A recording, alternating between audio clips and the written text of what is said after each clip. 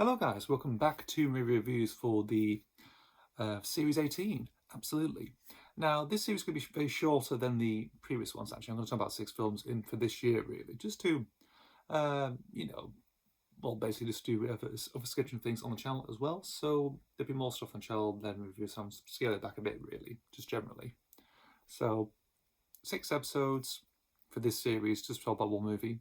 It's perfectly fine, really. I sort of agreed to that, really. So abandoning the double bill format that's been going on since series 11, from 11 to 17.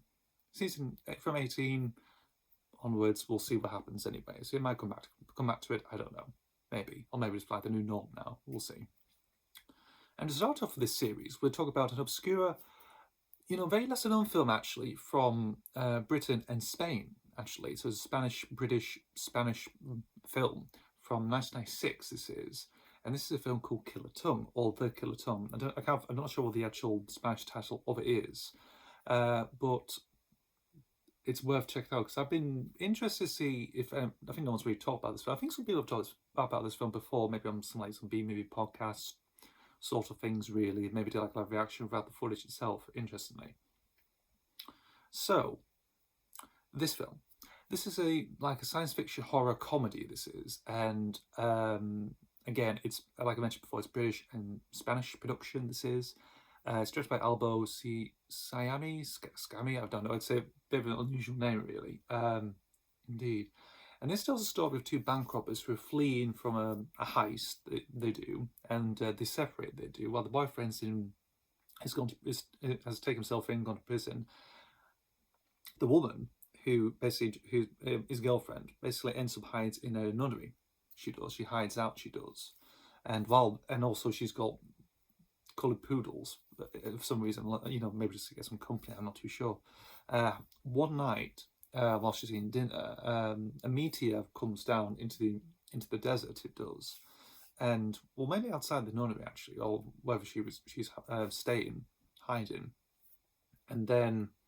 A little speck goes into her soup, and she starts morphing into this weird humanoid creature. She does. Well, not really a humanoid creature. She basically ends up wearing her hair becomes curly and black, and she wears leverish stuff with reptilian things on it. Really, it's like a cheaply made thing. Really, she's turned to some a dominatrix, something like that. And and also when the poodles disappear as well, they become human drag queens. Right, okay. Follow me, guys. I'll get to it. However, during the madness, of course, she ends up producing this giant monstrous tongue. It's like a toad's tongue, like a large thing it is, that's has the idea of having flesh, really. So it's like a bloodthirsty tongue she's spawned, really. And throughout the story, it becomes sensitive. It's sentient. Well, it becomes sentient, really. It starts talking in this weird, goofy, sort of American type accent, and he starts getting little prongs, be like a snail, be like it's strange. It is. It's bizarre, and this whole thing of getting on with the lady, get her pregnant, literally, weird in this it's quite bizarre, really. So that's what happens on her side of the story.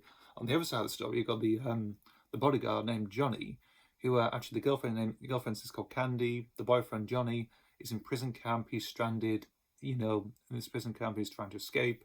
The prison warden himself is quite has a bit of a more sadistic edge, really, and he orders the prisoners to push him this wooden portaloo that he has around the desert. Inside, he has pictures of naked men and men's magazine layouts on top of the roof, where he sits in the portaloo. I thought, okay, again, this is getting a bit more weirder. This is, and obviously Johnny escapes. He does.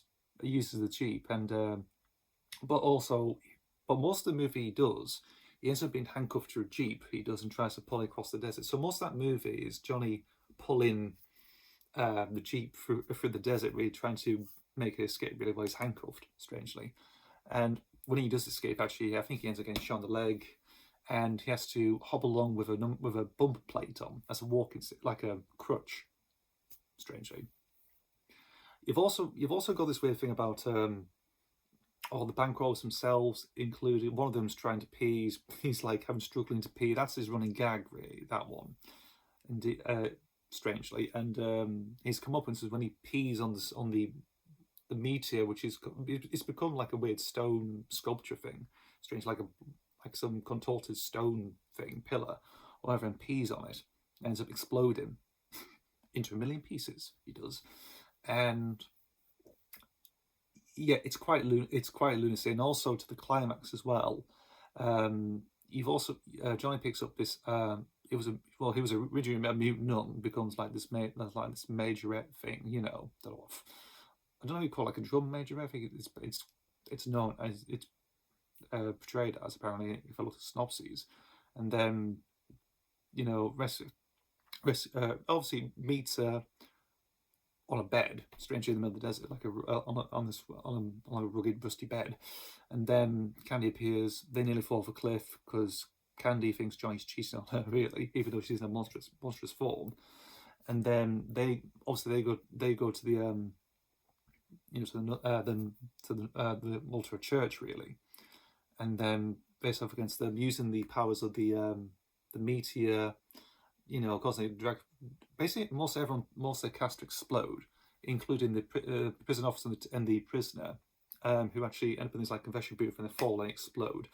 And then he leads them to the canvas thing with with some of the surviving nuns. Well, actually, the nuns still survive in that film, and yeah, it's but obviously Candy gets referred to a form, really, when the majorette, the mute nun turned majorette, whatever, slices the tongue off, really, and she just all reverts back to normal. And it sort of cuts back to the beginning of the film, really, interestingly.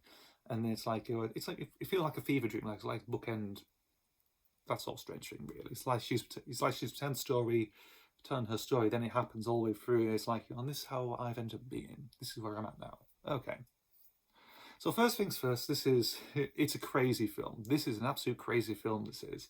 The cast it's quite an interesting cast as well, interestingly, because first of all, for Candy, you got Melinda Clarke, who's done some American TV shows. I remember her from Return of the Living Dead 3, when she plays the girlfriend who becomes reanimated, when the boyfriend reanimates her from a military base, really. And she plays Candy, of course. Jason Durr of Coast Street Heartbeat fame plays Johnny. Interesting enough, I looked some research at this film, and apparently it was Bruce Campbell was supposed to play Johnny in the film, but due to scheduling stuff, I think because at the time he was doing Hercules, or Xenia, I think he was doing the time, really. He was doing a lot of currently Game on Board, so they ended up going for Jason Durr, who at this point he'd done a lot of TV stuff at the time. He's done a movie before, which was it Black Soul Rebels or Young Black Rebels in 1991. So the early days for him, really, and so he ended up becoming the part of Johnny. He did.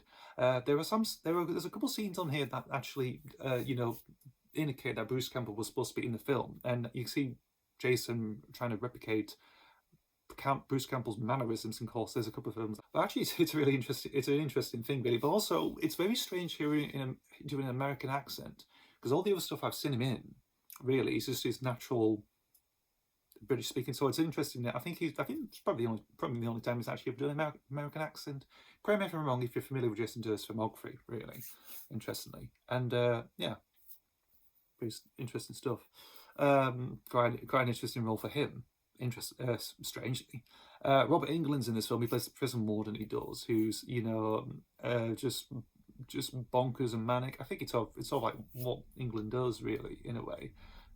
Pretty good, decent role. Doug Bradley's in this. He plays a prisoner called Wig, who's actually one of the survivors of the of the prison camp, and towards the end of the film, where he and England end up in the confession booth.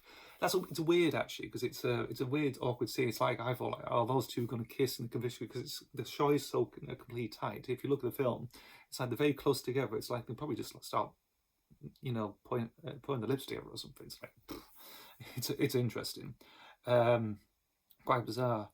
I'm trying to think who else. Oh, Jonathan Rhys-Meyers is in this film. He plays one of the drag queens. He does. It's one of the early roles for him. He's going to do other things, make television, other films here and there. So the name sort of might ring a bell in some places. Yeah. So obviously this was filmed in a month. It's like 2 months. This was filmed in 1995, October, November 95 in Spain, really. And yeah, it's just a bizarre film. So how now this came from when I was looking through entertainment film distributors, entertainment video, basically. Look at films and see what else was released in it's sort of the 90s period, because there's another film I'm going to be covering on this series as well, actually, at some point. Um, so yeah, I was looking through the filmography, and I found this just says Killer Tongue. I had a look at it. I thought, what's that? Of course, and obviously I was quite interested. I looked at the cast list and stuff like that. I thought, oh, that's interesting, and yeah, it's I thought it's probably just worth looking at really.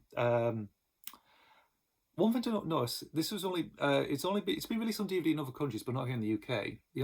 The only sort of UK release of it was the original VHS release, that entertainment and video released in 1998 in April. This was so this film was released in other places like in 96, 97. I think it came towards the end, in 98 really. Funny enough, this was actually released at a time when Jason Day was doing Heartbeat, or when he was doing his first series of Heartbeat. Well, Series 7 actually, when he joined halfway through. Yeah, so it was after Series 7 had finished, and obviously this film come out on video. This did, so it's quite an interest, a strange revelation really to get. So yeah, so obviously this never got released on DVD here in the UK. I don't know if it ever get released on Blu-ray actually. If some people like Shower Factory or Arrow Video or something like that will probably make its release on here. Actually, make a what I mean, like a 2 disc edition, Blu-ray edition. That would be interesting. I'll probably get my hands on that actually. That'd be fascinating. See maybe this interesting documents and stuff really. So going back to the whole entertainment video thing, I found out, and yeah, I just watched it, and I watched it, and I thought, this is quite bizarre. It's like when I did Road to Wellville from '94. It's quite a similar thing, really. So you get these nuggets of like some weird, obscure films that you get from a British distribution company that would just release them on video, really, and on DVD and that sort of thing. It's like it's like a weird cult thing. It sort of belongs in that sort of trope.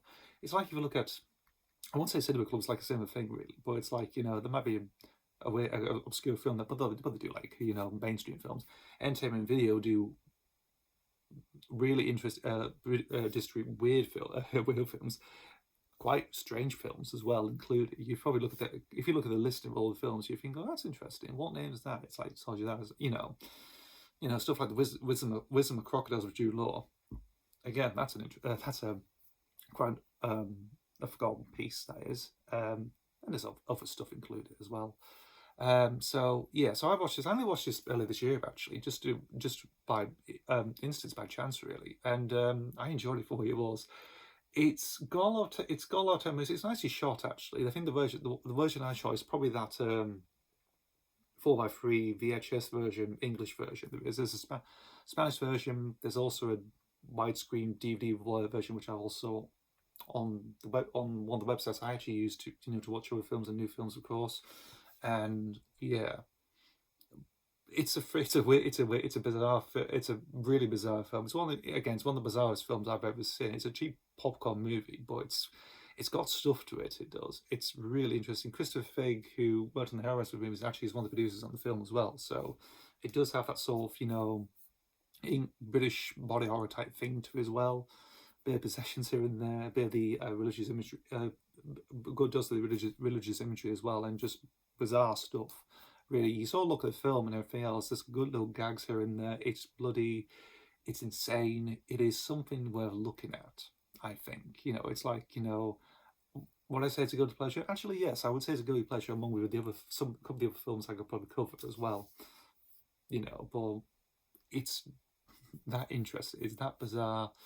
Again, just a good cast. The music is a bit strange as well because it's full of techno stuff and this weird, like sort of synthy harmonica thing at the beginning. I thought that's interesting. You never hear that, and then you just go to this where there's all like trip hop, underworld, prodigy type beats as well included. For some action stuff and bizarre humor, involving trying to hold a diaper with a man on the shot on a television studio in a baby bonnet and stuff. That's strange. Yeah, that's strange. And you know, and the tongue's just criticising or joking at it or something. It's like, yeah, it's one of those films you probably need to worth checking out. Even though I think I'm actually obviously I'm releasing this in the new year, obviously in 2026, so it's part of its nearly 30th anniversary, really. So it's perfect time to actually do this film. So yeah, if you like bizarre B movies and stuff, definitely worth checking out Killer Tongue. All the Killer Tongue, whatever it, you know, how it is. From 96, not that, there's a one come from out, you know, 2017, that's unrelated. I think that's an Indian film from India, I think. Correct me if I'm wrong. So definitely check out, check on the internet, really, on Science Internet Archive's going on there. So it's definitely worth checking out. If you really want to, just get the VHS, really, and, you know, boom, there. So that's it. That's it. So that's Killer Tongue from 1996. Thank you guys for watching. See you for the next video.